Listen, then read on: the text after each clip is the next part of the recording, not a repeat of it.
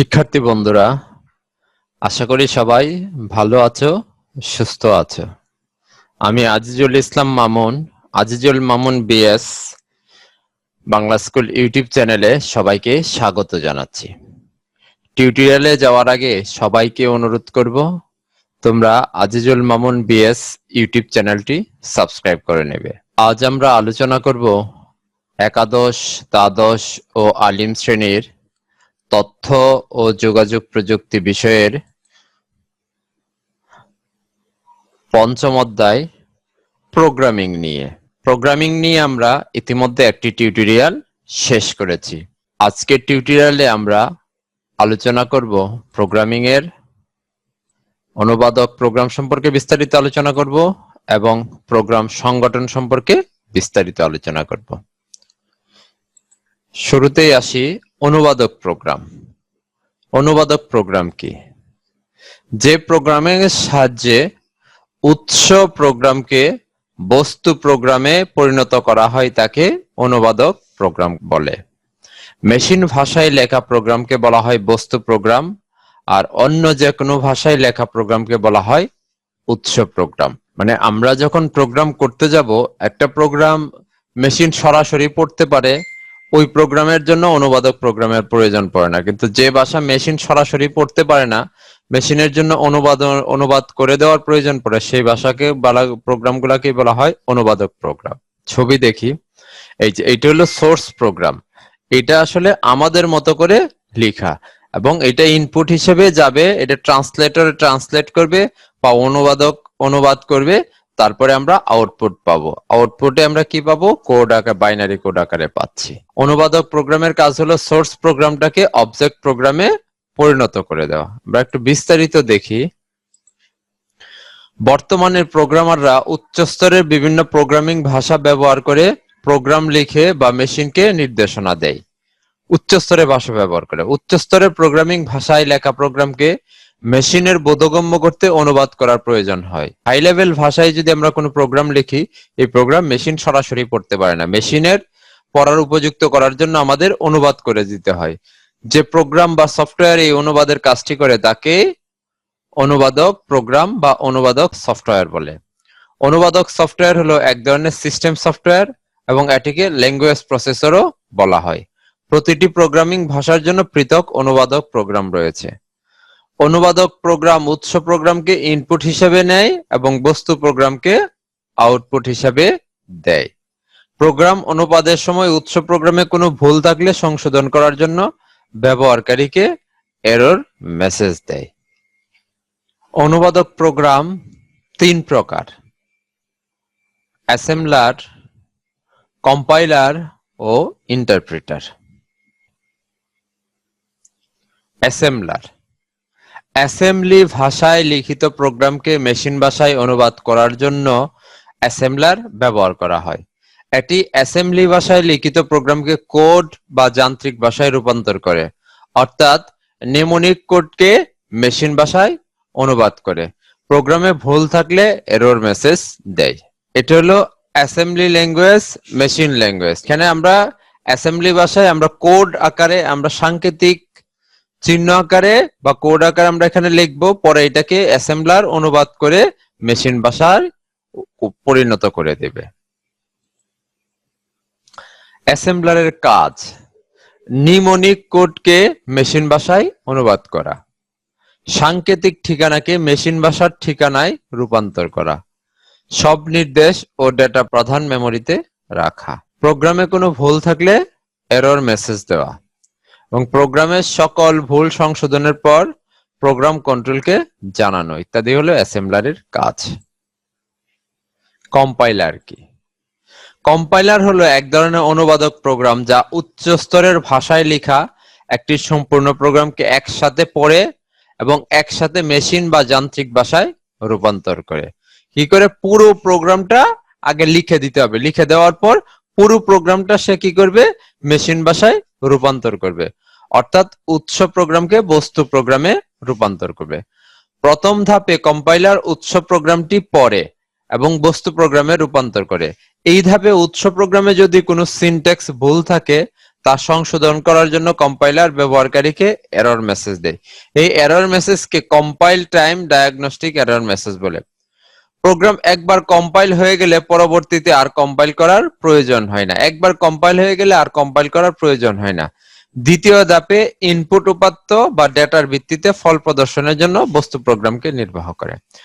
মূল জিনিসটা হলো আমরা বলি কম্পাইলারের কাজ হলো প্রোগ্রামটা আমরা একসাথে লিখবো এবং একসাথে লিখার পর সে একসাথে এটা মেশিন ভাষায় রূপান্তর করবে, আলাদা আলাদা করবে না, একবারে পুরো প্রোগ্রামটাকে সে মেশিন ভাষায় রূপান্তর করবে। এটা হলো কম্পাইলারের একটা ছবি দেখি, যে high level program, compiler, low level program. মানে কি এই হাই লেভেলের ভাষাটাকে লো লেভেল ভাষায় রূপান্তর করছে। সোর্স কোড কম্পাইলার, এরর থাকলে এরর দেখাবে, তারপরে আবার কি করবে অবজেক্ট কোড, এরর শেষ করার পরে সে মেশিন ভাষায় চলে যাবে। কম্পাইলারের সুবিধা, কম্পাইলার সম্পূর্ণ প্রোগ্রামটিকে একসাথে অনুবাদ করে, ফলে প্রোগ্রাম নির্বাহ দ্রুত হয়, দ্রুত প্রোগ্রামের কাজটি শেষ হয়। কম্পাইলারের মাধ্যমে রূপান্তরিত প্রোগ্রাম সম্পূর্ণরূপে মেশিন ভাষায় রূপান্তরিত হয় এবং যে প্রোগ্রামটা রূপান্তরিত এটা সম্পূর্ণরূপে মেশিন ভাষায় রূপান্তরিত হয়। আউটপুট প্রোগ্রাম যা মূল প্রোগ্রাম থেকে স্বাধীনভাবে চালানো যেতে পারে, আউটপুট প্রোগ্রামটা আবার মূল প্রোগ্রাম থেকে স্বাধীনভাবে চালানো যেতে পারে। প্রোগ্রাম একবার কম্পাইল করা হলে পরবর্তীতে আর কম্পাইল করার প্রয়োজন হয় না। কম্পাইলারের অসুবিধা সমূহ, কম্পাইলার প্রোগ্রামে সবগুলো ভুল একসাথে প্রদর্শন করে, ফলে প্রোগ্রাম সংশোধন বেশি সময় লাগে। ভুলগুলো সব একসাথে দেখায়, তাহলে সে কারণে ঠিক করতে সময় একটু বেশি লাগে। প্রোগ্রাম ডিবাগিং ও টেস্টিং ধীর গতি সম্পন্ন এবং ডিবাগিং ও টেস্টিং আস্তে আস্তে হয়। কম্পাইলার বড় ধরনের প্রোগ্রাম হওয়ায় একটি সংরক্ষণে মেমোরিতে বেশি জায়গা প্রয়োজন হয়, এটা কম্পাইলার বেশি জায়গা নেয়। ইন্টারপ্রেটার, এটা একটা অনুবাদক প্রোগ্রাম বা সফটওয়্যার। ইন্টারপ্রেটারও কম্পাইলারের মতো এক ধরনের অনুবাদক প্রোগ্রাম, যা উচ্চ স্তরের ভাষায় লেখা প্রোগ্রামের একটি করে লাইন পড়ে এবং মেশিন বা যান্ত্রিক ভাষায় রূপান্তর করে। আমরা কম্পাইলারে দেখলাম পুরো প্রোগ্রামটা পড়ে একসাথে মেশিন ভাষায় রূপান্তর করে, কিন্তু ইন্টারপ্রেটার করে লাইন বাই লাইন। এক লাইন পড়বে, এটা মেশিন ভাষায় রূপান্তর করবে, পরের লাইন পড়বে, আবার মেশিন ভাষায় রূপান্তর করবে। এক্ষেত্রে উচ্চ স্তরের ভাষায় লেখা প্রোগ্রামের একটি করে লাইন পড়ে ও ইন্টারমিডিয়েট করে রূপান্তর করে এবং প্রয়োজনীয় ডেটা ইনপুট নিয়ে নির্বাহ করে তাৎক্ষণিক ফলাফল প্রদর্শন করে, তাৎক্ষণিকই সে ফল দেখায়। কম্পাইলারের সাথে পার্থক্য হলো কম্পাইলার সম্পূর্ণ উৎস প্রোগ্রামকে একসাথে অবজেক্ট প্রোগ্রামে রূপান্তর করে সর্বশেষ ফল প্রদান করে, কিন্তু ইন্টারপ্রেটার উৎস প্রোগ্রামটিকে লাইন বাই লাইন রূপান্তর করে ও নির্বাহ করে তাৎক্ষণিক ফল প্রদর্শন করে। কম্পাইলার একসাথে করে আর ইন্টারপ্রেটার করে লাইন বাই লাইন। ইন্টারপ্রেটার, এটা ইন্টারপ্রেটার একটা program, high level interpreter, low level language. Source code interpreter এবং এরর, এখানে যদি এরর থাকে সেটা এরর ঠিক করার সুযোগ দিবে এবং তারপরে আউটপুট দেখাবে। ইন্টারপ্রেটারের সুবিধা, ইন্টারপ্রেটারের সবচেয়ে বড় সুবিধা হলো এটি ইউজার ফ্রেন্ডলি। এটি ব্যবহারে প্রোগ্রামের ভুল সংশোধন করা ও পরিবর্তন করা সহজ হয়। ইন্টারপ্রেটার আকারে ছোট বলে মেমোরিতে কম জায়গা দখল করে, সফটওয়্যারটা জায়গা কম লাগে। এটি সাধারণত ছোট বা মাইক্রো কম্পিউটারে ব্যবহার করা যায়। ইন্টারপ্রেটারের অসুবিধা, ইন্টারপ্রেটার যেহেতু প্রোগ্রাম লাইন বাই লাইন অনুবাদ করে, তাই অনুবাদ করতে কম্পাইলারের তুলনায় বেশি সময় প্রয়োজন হয়। ইন্টারপ্রেটারের মাধ্যমে রূপান্তরিত প্রোগ্রাম সম্পূর্ণরূপে মেশিন বা বস্তু প্রোগ্রামে রূপান্তরিত হয় না, সম্পূর্ণ মেশিন ভাষায় রূপান্তরিত হয় না। প্রত্যেকবার প্রোগ্রাম নির্বাহের সময় অনুবাদ করার প্রয়োজন হয়। অনুবাদক প্রোগ্রাম নিয়ে আলোচনা শেষ করলাম। অনুবাদক প্রোগ্রাম আমরা কয়টা পেলাম? Assembler, compiler, interpreter. এখন আমরা দেখব একটা প্রোগ্রাম কিভাবে বাস্তবায়ন করা হয়। প্রোগ্রাম সংগঠন করতে হলে আমাদের কি কি ধাপ অতিক্রম করতে হবে, কোন কোন পর্যায়ে আমাদের কাজ করতে হবে একটা প্রোগ্রাম করতে হলে, একটা সফটওয়্যার তৈরি করতে হলে। প্রতিটি পূর্ণাঙ্গ প্রোগ্রামের তিনটি অপরিহার্য অংশ থাকে, তা পারস্পরিক সম্পর্কের মাধ্যমে একটি পূর্ণাঙ্গ প্রোগ্রাম গঠিত হয়। প্রোগ্রামের কয়টা অপরিহার্য অংশ থাকে? তিনটা অপরিহার্য অংশ থাকে, ইনপুট, প্রসেস, আউটপুট। আমরা ইনপুট করব, তারপরে প্রসেস হবে এবং আউটপুট দিবে। এই তিনটা অংশ কিন্তু থাকবে। যে কোনো কাজ করতে গেলে আমাদের এই তিনটা, কম্পিউটার নিয়ে আমরা যে কোনো কাজ করতে গেলে এই তিনটা জিনিস আমাদের লাগবেই। ইনপুট, প্রতিটি প্রোগ্রামে প্রসেস বা প্রক্রিয়া করার জন্য ইনপুট নেওয়ার ব্যবস্থা থাকতে হবে। মানে কি, ইনপুট নেওয়ার ব্যবস্থা না থাকলে সে আসলে আমাদের প্রসেসও করতে পারবে না, আউটপুটও দিতে পারবে না। প্রসেসের ব্যবহারকারীর কাছ থেকে ইনপুট নিয়ে প্রসেস বা প্রক্রিয়া করার ব্যবস্থা থাকতে হবে। আউটপুট, ইনপুট নিয়ে প্রসেস করে আউটপুট দেখানোর ব্যবস্থাও থাকতে হবে প্রোগ্রাম সংগঠন করতে গেলে। আদর্শ প্রোগ্রামের বৈশিষ্ট্য, একটা প্রোগ্রাম আদর্শ ভালো হওয়ার বৈশিষ্ট্য কি কি? প্রোগ্রাম অবশ্যই সহজ ও বোধগম্য হতে হবে, যাতে অন্য কোনো প্রোগ্রামার পরবর্তীতে আপডেট করতে হবে, প্রয়োজন পড়লে যাতে সামনে পরের আরো অন্য কোনো প্রোগ্রামার সেটা আপডেট করতে পারে। প্রোগ্রামটি রান করার জন্য সময় ও মেমরি ন্যূনতম হতে হবে, যাতে সবচাইতে কম সময় এবং সবচাইতে কম মেমরি লাগে সেই ব্যবস্থা করতে হবে। প্রোগ্রাম সহজে সম্প্রসারণযোগ্য হতে হবে, এবং যে প্রোগ্রামটা করব প্রয়োজনে যেন এই প্রোগ্রামটা বড় করা যায়। ডিবাগিং ও টেস্টিং করা সহজতর হতে হবে, ডিবাগ করা এবং টেস্টিং করা সহজ হতে হবে। প্রোগ্রাম সহজে রক্ষণাবেক্ষণ যোগ্য হতে হবে, এবং প্রোগ্রাম যেন এটা সংরক্ষণ করা যায় সেই ব্যবস্থাও করতে হবে। প্রোগ্রাম সংগঠনের ধাপ সমূহ, একটা প্রোগ্রাম সংগঠন করার জন্য কি কি ধাপ আমাদের অনুসরণ করতে হবে? সমস্যা নির্দিষ্টকরণ, প্রথমেই সমস্যা নির্দিষ্টকরণ বা সমস্যা চিহ্নিতকরণ, তারপরে সমস্যা বিশ্লেষণ, প্রোগ্রাম ডিজাইন, প্রোগ্রাম উন্নয়ন বা ডেভেলপমেন্ট, প্রোগ্রাম বাস্তবায়ন, ডকুমেন্টেশন ও প্রোগ্রাম সংরক্ষণ। এই ধাপগুলা, এই 7টা ধাপ আমাদের অনুসরণ করতে হবে। একটি প্রোগ্রাম তৈরির মূল লক্ষ্য হলো কোনো একটি সমস্যার সমাধান করা। প্রোগ্রাম তৈরির মূল উদ্দেশ্যই হবে সফটওয়্যার তৈরি, যে কোনো সমস্যা সমাধান করার জন্য।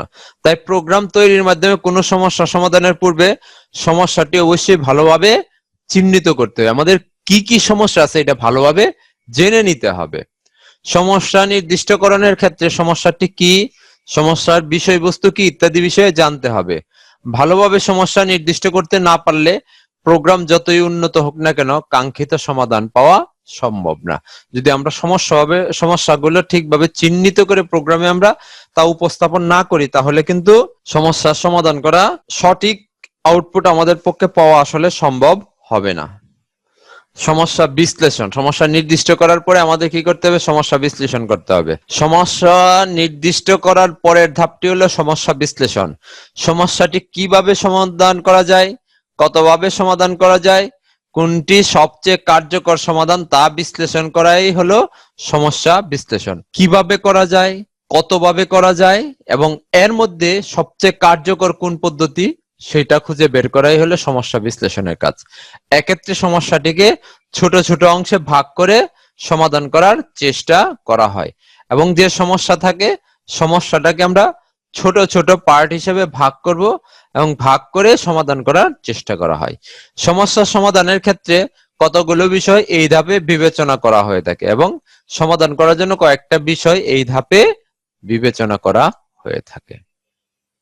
প্রোগ্রাম ডিজাইন করা, সমস্যা নির্দিষ্ট করলাম, তারপরে সমস্যা বিশ্লেষণ করলাম, বিশ্লেষণ করার পর এখন আমার প্রোগ্রাম ডিজাইন করতে হবে। প্রোগ্রাম ডিজাইন বলতে বোঝায় সমস্যা বিশ্লেষণ ধাপে সমস্যাটিকে যে ছোট ছোট অংশে ভাগ করা হয়েছে তাদের পারস্পরিক সম্পর্ক, সামগ্রিক সমাধান বের করে তার সুডো কোড বা অ্যালগরিদম অথবা ফ্লোচার্ট তৈরি করা। মানে কি, ধাপে ধাপে কোন ধাপে কি কিভাবে কাজ করব, কারপরে কোন প্রোগ্রামের পর কোন প্রোগ্রাম করতে হবে, এই কাজগুলো আমরা যার মাধ্যমে করব সেটাই হলো প্রোগ্রাম ডিজাইন করা। প্রোগ্রাম ডিজাইনের কাজটা হলো ফ্লোচার্ট করে দেওয়া বা অ্যালগরিদম করে দেওয়া, ধাপ বর্ণনা করা বা চিত্রের মাধ্যমে বুঝিয়ে দেওয়া। আসলে এই কাজগুলো করতে হবে। এক্ষেত্রে বিবেচনা করা হয় ইনপুট ডিজাইন, আউটপুট ডিজাইন, এবং 3 নম্বরে ইনপুট ও আউটপুটের মধ্যে সম্পর্ক ডিজাইন ইত্যাদি।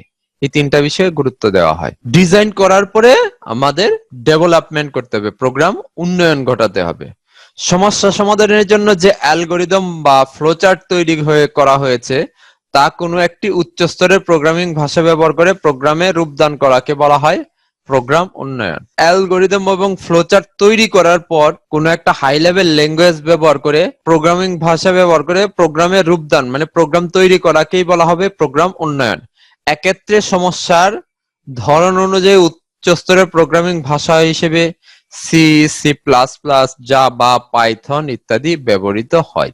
এটা উচ্চ স্তরের বিভিন্ন ধরনের ভাষা ব্যবহার করে প্রোগ্রাম ডেভেলপমেন্ট করা হয়। তারপরে প্রোগ্রাম বাস্তবায়ন। প্রোগ্রাম বাস্তবায়ন করতে হয় দুইটা ধাপে। প্রথম হলো টেস্টিং, তারপরে হলো ডিবাগিং। প্রথমে কি করতে হবে, আমার টেস্ট করতে হবে। টেস্ট করার পরে এবং যদি সমস্যা থাকে সমস্যাগুলোর সমাধান করতে হবে। প্রোগ্রাম টেস্টিং হচ্ছে কোনো প্রোগ্রাম উন্নয়ন বা কোডিং সম্পন্ন করার পর প্রোগ্রামটি রান করেছে কিনা, করছে কিনা, বা যে ধরনের আউটপুট বা ফল হওয়া উচিত তা ঠিক মতো আসছে কিনা তা যাচাই করা হলো প্রোগ্রাম টেস্টিং। যে আমি যে উদ্দেশ্যে প্রোগ্রামটা তৈরি করেছি উদ্দেশ্যগুলো আসলে বাস্তবায়ন হচ্ছে কিনা। এই ধাপে ভিন্ন ভিন্ন ইনপুট দিয়ে আউটপুটের অবস্থা পর্যবেক্ষণ করা হয়। বিভিন্ন ধরনের আমরা আমাদের ইচ্ছা মতো আমরা ইনপুট দিতে থাকবো, দেখবো আমাদের প্রত্যাশিত আউটপুট আসে কিনা। এক্ষেত্রে যদি কোনো অসঙ্গতি পাওয়া যায় তবে বুঝতে হবে প্রোগ্রাম কোডিং এর কোথাও ভুল হয়েছে। এখানে কোনো সমস্যা হলে বুঝতে হবে কোডিং এ কোনো সমস্যা হয়েছে। প্রোগ্রামে সাধারণত নিচের ভুলগুলো পরিলক্ষিত হয়। নিচের ভুলগুলো নিয়ে ভাবতে হবে, যথা ব্যাকরণগত ভুল বা সিনট্যাক্স এরর, যৌক্তিক ভুল বা লজিক্যাল এরর, এবং রান টাইম বা এক্সিকিউশন টাইম ভুল। মানে কি, রান করতে যে সময় বেশি লাগে বা এক্সিকিউশন টাইম তোমার বাফারিং চলতেই থাকবে, এই বিষয়গুলো আসলে মাথায় রাখতে হবে টেস্টিং করার ক্ষেত্রে। তারপরে টেস্টিং শেষ হলো, তারপরে ডিবাগিং। আমরা প্রোগ্রাম টেস্টিং এর ক্ষেত্রে প্রোগ্রামে বিভিন্ন ধরনের ভুল সম্পর্কে জেনেছি। প্রোগ্রামে যে কোনো ভুল চিহ্নিত করতে পারলে সেই ভুলকে বলা হয় বাগ। প্রোগ্রামে যদি আমাদের কোনো ভুল ধরা পড়ে সেই ভুলটাকেই বলা হয় বাগ, এবং উক্ত ভুল বা বাগকে সমাধান করাকে বলা হয় ডিবাগ। প্রোগ্রামের যদি কোনো ভুল ধরা পড়ে সেটা হলো বাগ, আর এই ভুল বা বাগটাকে সমাধান করার যে প্রক্রিয়া সেটাকেই বলা হয় ডিবাগ। অর্থাৎ প্রোগ্রামের ভুল ত্রুটি বা এরর খুঁজে বের করায় তা সমাধান করার প্রক্রিয়াকে বলা হয় ডিবাগিং। এক্ষেত্রে ডিবাগিং এর মাধ্যমে সিনট্যাক্স এরর সমাধান করা সহজ, কিন্তু লজিক্যাল এরর বা রান টাইম এরর সমাধান করা তুলনামূলক জটিল।